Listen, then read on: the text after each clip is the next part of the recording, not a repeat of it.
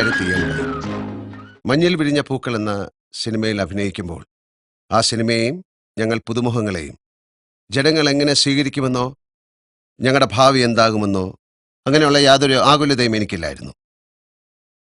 ഞങ്ങളുടെ യുവത്വത്തിൻ്റെ കഥ പറയണം, സത്യസന്ധമായി പറയണം, അന്നത്തെ യുവജനങ്ങളുടെ നെഞ്ചിൽ ഒരിടം വേണം. അത്രയൊക്കെ ഉണ്ടായിരുന്നുള്ളൂ ആഗ്രഹങ്ങൾ. അത് സാധിച്ചു. ആ ചലച്ചിത്രം ചരിത്രത്തിൽ വിരിഞ്ഞ പൂവായി.